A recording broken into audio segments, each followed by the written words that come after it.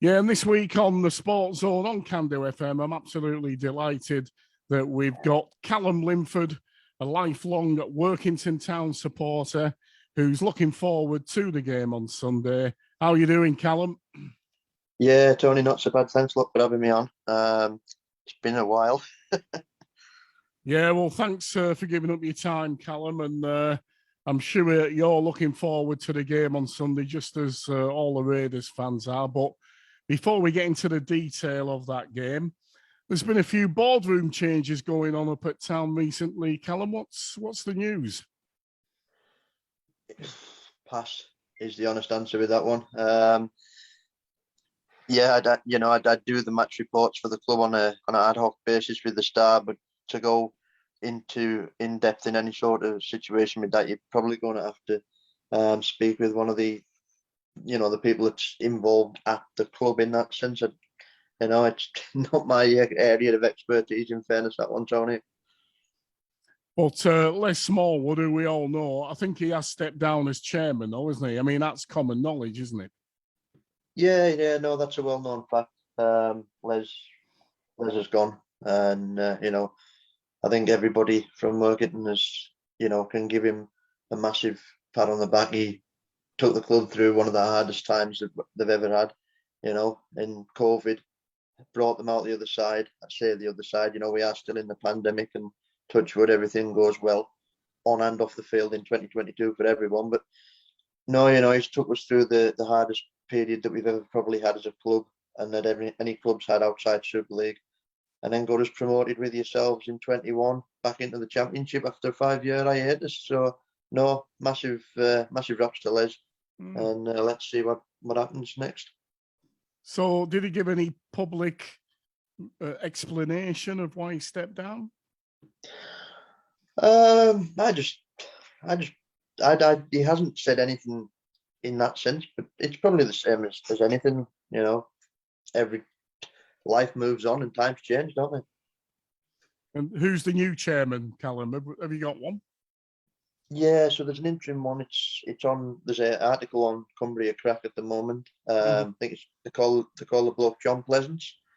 So yeah, John's took over and on an interim basis. But yeah, it's all good. So has this had any impacts upon the coaching situation with Chris Thorne and Callum, or is that totally disconnected? Pass. Not the right person to speak with on that one. You'd have to speak to Chris or the coaching team at the club, or someone from the club on that score.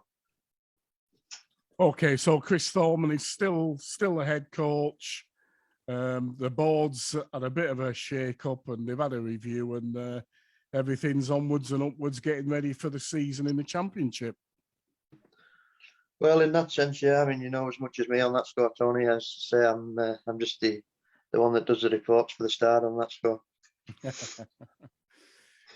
Right then, Callum, what about recruitment then? Everybody's obviously been watching the situation generally in the Championship, and some of the big boys like Lee and Featherstone, they've been spending the money. Barra's recruited quite a few players actually, but Whitehaven and Workington, they seem to not been in the news too much with recruitment. What's going on there then? There's a lot of locals getting signed up, but not much else. Is that a fair statement? Probably. But, money and names don't necessarily mean everything. I mean, you've got to just look at Newcastle Thunder. They made their way up to the Championship via COVID, essentially. They were promoted on the back of the vote in which yourselves, us, I think it was Doncaster, was it, in Newcastle? Mm-hmm. Yeah. So they made it up there. They went big and couldn't get out of League One other than through COVID. They've done all right in the Championship for the first season, no denying that. But they've signed big names for donkey's years and haven't done anything to be massively looked at. So not disputing any of the players because we've got half of them now, but since they've gone full time. But no, they didn't do anything. Barra yourself, I'll be honest, I thought you'd have walked that league with the signings that you made in for League One. Didn't quite happen. If you hadn't had that COVID spell, who knows what might have happened? If we hadn't had ours, who knows? If any club hadn't. But no, to me, it's not about the size of of the dog. It's the fight in the dog, and our local players and Whitehavens have served them well over the years. So let's see what happens. But no, like I say, Barrow have signed well. They often do. They've done well with the beer garden money and things, and that's probably one of the incentives that's allowed them to sign the likes of Josh Woods and Jared Samet. Has it surprised you though, Callum? I mean, you're a massive follower of the club. I mean, they haven't really signed any big signings. I know they got a couple of lads from Newcastle, but has it surprised you, the lack of recruitment? No, not really. I know Chris had said himself, he wants to keep the majority of the squad together and add to what he can, And again, you look at Whitehaven. Who had heard of Lachlan Walmsley, Nick Williams, and Ryan King before 2020? And they stood out like a sore thumb at the Rec last season. Not many people had heard of the likes of Jake Carter or what they call him in with the mullet that plays for Barrett. Charlie Emsley. Yeah, nobody had heard of these sort of players. And again, them two were standouts at Barrow last season.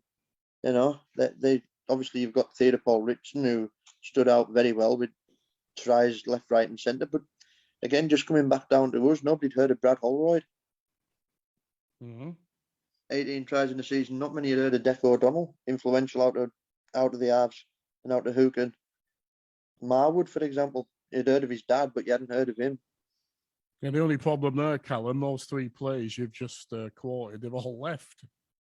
They have, granted, but there's also the likes of, young Kyron Walker that's come across from Seaton. Rangers was at Newcastle Thunder, Malky Steele, them sort of players, that will do a job. And again, as you say, their names don't necessarily mean money or prizes.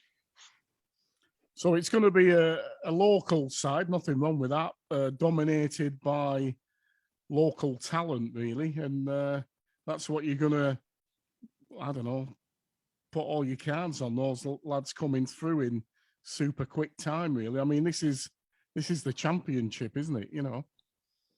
It is. And I know Whitehaven are probably in the same boat, but as well, it's good to see that these players want to play for your Chris Thormans and your Jonty Gawleys rather than, going and playing under Chris Stradlinski at Wiggins in the development or, Radford at Warrington and players like that. It's nice to be able to keep them here, that they're attracted back here rather than being snapped up to go Warrington, Wigan, St Helens, etc. I know money's tight everywhere, Callum, and it is in rugby league. I mean, there's no real millionaires in rugby league, is there? It's a real working man's sport and everything. Money is hard to come by, but Workington and Whitehaven maybe haven't got as much in the budget as perhaps they should have, do you think? No, I don't even think it's so much that. I think it's more building for the long term. I mean, if either one of us, Barrow or Workington, come up and drop back down and spend a fortune, there's not really much gained, is there? Yeah, you've got the odd player that's maybe been a standout or a star and you can do this, that and the other. But if you've spent next to near your cap and you're 13th out of 14 after 22 games, 6 to go, and you've got the top 6, for example, it's building for the future. To me, is the better way to go than throwing all your eggs in one basket, recruiting a fair few star players. I mean, we aren't Featherstone, we aren't Halifax, we aren't Leigh. Neither of us are. So none of us are going to have that budget. But again, you work with what you've got and to get the best out of what you've got, as we've done last season and yourselves. Now, the bookmakers, who are rarely wrong, have got Workington Town and Barrow, to be fair, as relegation favourites. What do you say about that then? It's always a struggle when you go up. It is always a struggle. I remember, I think it was 2014 when we first went up. We played 12 matches, lost 12. By 22 matches, we played 22, won 10, lost 12, and ended up just outside the playoffs for, was it the Super 8s or whatever it was back then? The season after that, again, we were destined for the bottom. Just survived. I think it was yourselves and Hunslet maybe that went down that season. Jared Samet then come in. Yep. Halfway through the season on loan from Wakefield was mesmerizing. We all thought, great, we've had somebody that's here for 6 months. We were sure as the nose on your face he was going. And then he signs again for the full season. Broke his hand after about 3 matches. Was out for about 2/3 of the season. Come back and then, just didn't quite have enough in the tank. You go to Halifax and Leigh and Sheffield and Featherstone with 14 players. You can't really, expect anything else other than a Tonkin. So what's the turnout been like in training, Callum? Obviously, the squad's been training during December and they're trying to get ready for the Barrow game, which is on Sunday, of course. Has everything been good numbers and everything? Pass is the honest answer. There's been, as you say, you'll have seen as much as I have in terms of the media, but there's been nothing to suggest there hasn't been good numbers. I know whenever we've seen on media, it's always been a good turnout, and all the lads that have been posting things on Twitter and on Facebook have always been saying, about how much it's good to be up here and things like that. I think though for all 3 teams, whether you're Whitehaven, Workington or even Barrow, it's that dreaded trek up the M6 that does it for a lot of players. Yeah, I know what you mean. We're not on. Well, even the Cal Forbes of this world, who's been a fantastic servant for Workington. I mean, he's had to do that because he lives in. Does he live around the Rochdale area? Well, he lived in St Helens. I think he grew up in St Helens, Tatty Heath. But he moved up here fairly soon. I think he actually lived up here during his Blackpool Panthers days. Yep. So he's lived in Seaton for donkey's years, I think. Oh, right. Yeah, he's a fully established West Cumbrian now. He's forward. And he's re-signed, doesn't he, for next year? Yeah, he's going again next year, him and Dorden. Yep. Quite a step up, Callum, isn't it? League One to Championship, as you've just said. I mean, there's some fantastic half-back pairings in the Championship, isn't there? There is, and I think the last time we were in the Championship, it was a mix of Dorden, Samet, and Forber. Didn't really do us a lot of injustice, the 3 of them. I think it was more the fact that it was quicker. But again, it was, as you say, it was quicker. But when you look at the last time we played a Championship side, it wasn't that big of a deficit against Sheffield in the cup. Couple of decisions either way, it could be 1 try game. Yourselves have been playing Featherstone recently, was it, in the Challenge Cup? Yeah, we only got beat by last minute. Yeah, so, I know them games are one-off games, but when you're training as a Championship side and taking on a League One side, I don't care which way you sit on your head, you don't train as hard in the Championship as what you do in League One. I don't think, anyway. So what's the squad looking like for Sunday then, Callum? Trip to Barrow? Is it mainly locals with Forber and Duran as the experience? Pass. I know when they'd done a video with Chris and Jonty Gawley in terms of the Ike Southwood match, the Ike Southwood Memorial game. They touched on the Barrow match, and I think Chris had said he was going to give the majority, if not all, of the side a run out if he could. Which is only fair. They've only got 2 pre-season friendlies, and the one that I wouldn't say you really want to win because you want to win every match you play, but the one that's probably, the silverware involved in is the Ike Southwood Memorial Trophy against Whitehaven. When's that? Is that in a couple of weeks, Callum? That's the week after. So we play you guys on the 9th, is it? No, 9th. 9th, 6th, 9th, 9th. And then we've got Whitehaven on the 16th. Right, okay. Is Kane Barnes still playing? I mean, he was a standout performer last year, wasn't he? Yeah, he is. I think he's still going. So, yeah, definitely. Yeah, he's very good, Kane Barnes. If you haven't Comes from a good rolling stock, though, to be fair. Seaton have rolled out good players for as long as I can remember, anyway. Yeah, if you hadn't got promoted, mate, he'd have come to Barrow, I think, Well, if your auntie had, what should be your uncle. So there we go.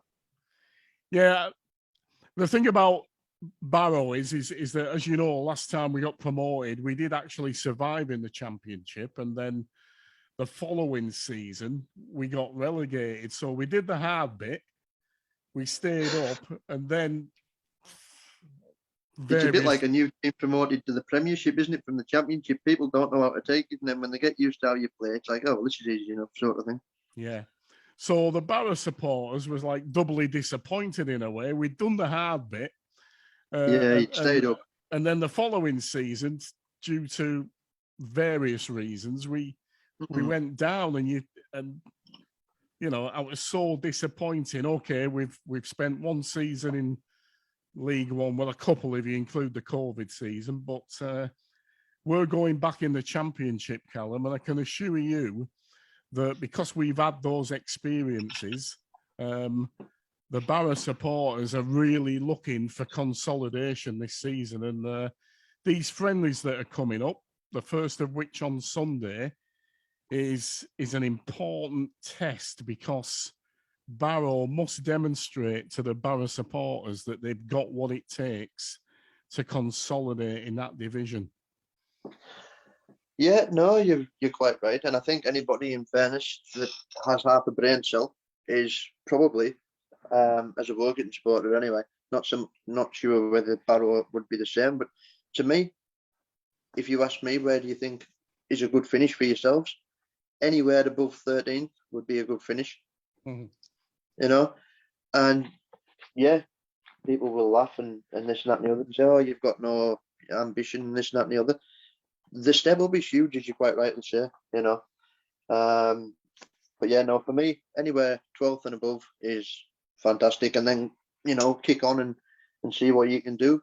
Barrow, slightly different, maybe top half of the table with the books they've got rolling in and the players that they've signed.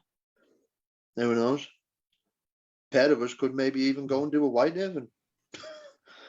Well, really, I mean, I want all the 3 Cumbrian clubs to do well. I want to be playing derby matches every season and not in League One. I mean, we want all 3 to stay up, and we should be getting amongst the Sheffields and the Dewsburys of this world, shouldn't we? I mean, there's no reason why, we can't give them a game. Well, I think Andrew Henderson said it himself, at the final. Excuse me. About the clubs. He said, he says these 3 clubs in particular. He says they were all huge clubs. Whitehaven were the heroes of Copeland. Barrow were the heroes of the cul-de-sac, and we're hitting our end as well. I mean, it's not that long ago in the grand scheme of things. There was 4 clubs on the go in the area. So the talent's there. Obviously, you just need the backing. Now, one of the key signings, obviously, that you're aware of, Callum, is Jared Sammett. You did touch upon him before, but I watched him a few times in a Workington shirt. He did a great job for Workington, didn't he? I'm surprised you guys didn't try and re-sign him. He did a fantastic job. You cannot knock Jared. He's done a brilliant job under difficult circumstances, to say the least. He's one of these players, maverick, can turn a game on its head in the click of a finger. On his day, probably still at the age of 34, 35, the best halfback in the division. Right. Off his day, yeah, it depends. If he's on it, he's on it. Well, yeah, absolutely. I mean, players like him, they come with that sort of profile anyway, don't they? They do the unexpected. They're a bit of a maverick, but they're the sort of people that can turn a tight game, aren't they? You know. Well, that's it. You know, I mean, we've had a few over the last over the modern era. You know, there's been the Jared Samets, Sean Penkovic's. You know, players like that can, as you say, they turn a game flat on its head. But let's not forget, I mean, you've got the likes there of, you know, Ryan Johnston as well, and Hakeem Maludi, Blazer, Ryan Shaw, you know, T. Ritson, even Big Foz, Carl Forster, you know, the bald bulldozer as he gets it down here. So, are you coming to the game on Sunday, Callum? All being well, yeah, I'll be there. There'll be no, touch wood, fingers crossed, no COVID for me. And booster this afternoon, so fingers crossed. Well, you'll be all right, mate. They also, I saw an advertisement to run a bus. Did you say you've got a couple of buses coming? Yeah, I think so. I think we've got the general Derwent Park supporters are running a bus, I think, and there's always Travellers Rest Supporters Club. Yeah. And may even be a few on the train. Yeah. Well, I know it's only a friendly, Callum, but it is the start of a new season, really, isn't it? And as I said to you before, there's a bit of pressure on Barrow to perform. They've got Workington Sunday, then they've got Newcastle Thunder at home, and then they've got North Wales Crusaders before the league starts. So there's going to be 3 friendlies there to give us a sort of feeling of how we're going to do. Well, yeah, and I mean, no disrespect to North Wales, but you should be beating them easy enough, you know, with the step up and whatnot. Newcastle, again, could be an interesting one. They never seem to travel very well, especially in the early months of the season. And us, well, yeah, just say it's going to be interesting. The top 2 that have gone up, to see what they've still got. I see with Newcastle as well, that Mick Hogan, who was a chief executive for many years, he stepped down, hasn't he? Yeah, see, I haven't really read too much into it, but I know he has gone. Simon Curdy and the other owner are still there, so there's still plenty of, you know, buzz and excitement and investment at Newcastle. But no, as you say, Barrow, it'll be interesting to see what they do on Sunday and whether they, again, go down the route that playing everybody and giving them a run, because as you say there, you've got three matches, you know. So, yeah, be interesting to see how it goes. Now, I remember the game last season, Callum. It was in the league. It was a lovely sunny day and everything, and there was a lot of Workington fans came down. It was a really fantastic atmosphere. I think there was well over 3,000 there, and Barrow were walking it 26, I think it was, at half time, quite comfortable, and then suddenly bang, bang, bang, and I think it was Workington wetting the lead, and Barrow were lucky to get a draw in the end with a penalty, I think, by Ballymore, who has left the club now, by the way. But so it was a draw. It was a really exciting game, and that was a game that sort of the Barrow fans stood up and took notice and thought, "Whoa, perhaps we're not going to win this league." I think that was the game, as you say, you know, that you sort of, I wouldn't say were knocked off the perch, because obviously there was only that part towards the back end of the season there where you sort of dipped and we sort of exchanged the lead a few times. But it was definitely a game where I think they sort of realised that we weren't just there to make the numbers up. Yeah. You know, we hadn't been beaten all season away from home, and that showed on that match. We could have quite easily gone in, as you say, 26 half time and ended up 40, 50 down. It didn't.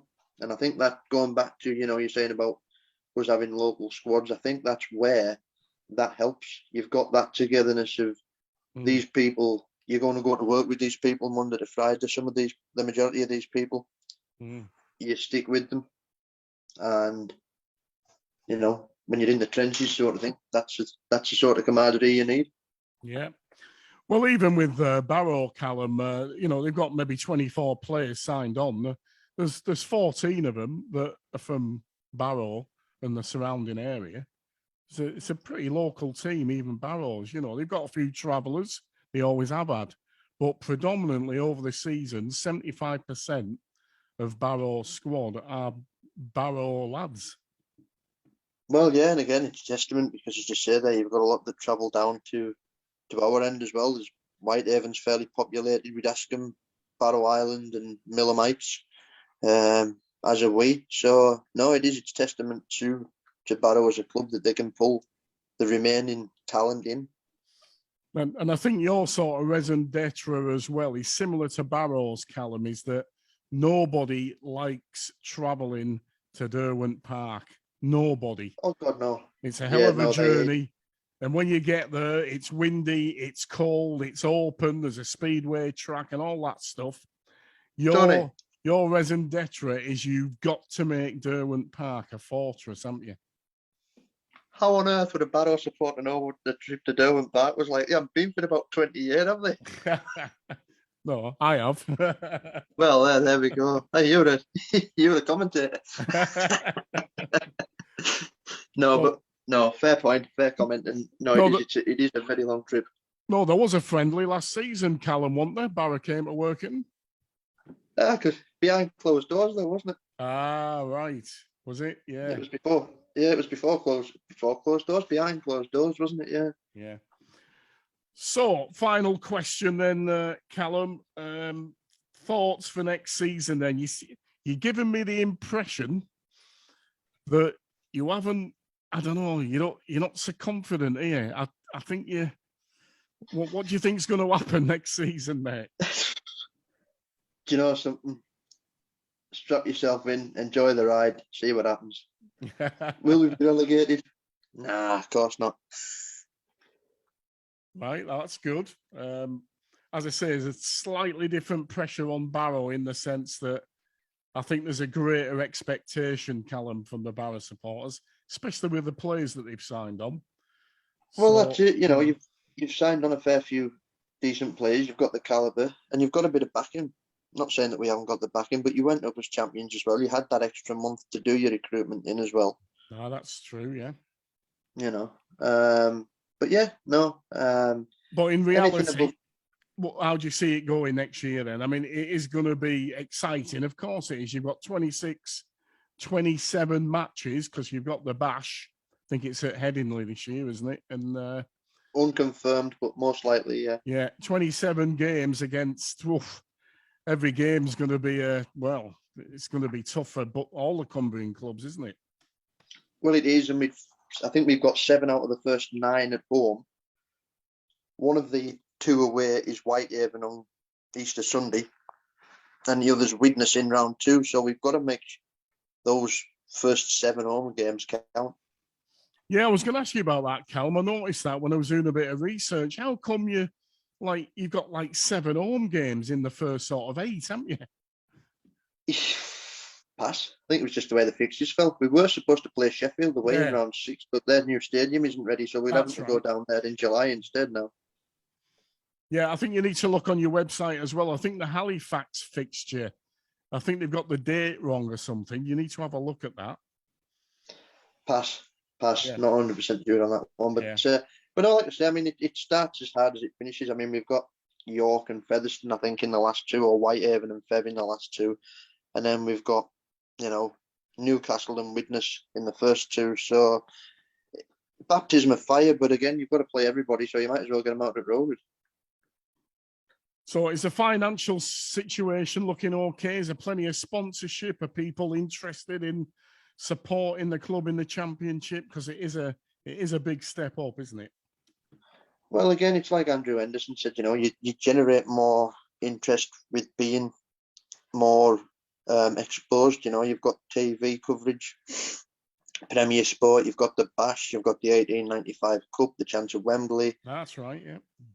The Challenge Cup, which has never gone away. So, yeah, it's probably, it comes as it goes. Mm. Well, in a way, you should have a bit of a you've got nothing to lose attitude, really. Yeah, I mean, there's no great expectations, are there? In the sense that we're all sort of favourites to get relegated, but that brings about a little bit of come on, we'll show them, doesn't it? Well, that year that yourselves were last in the Championship, I think the League Express and Gary Schofield had Whitehaven to finish 7th and not even make the Championship playoffs. They won the league. So, to me, at times, predictions aren't worth the paper that they're written on. No. All right then, Callum. So, what's your prediction for Sunday? I don't know. If it's one of these where he puts everybody out, then who knows? If it's first team, again, who knows? It's probably going to be a 12-point swing either way. Well, as the coaches say, the results are irrelevant. This is about getting game time, isn't it? And that's exactly it. The results are irrelevant, especially in this match. But to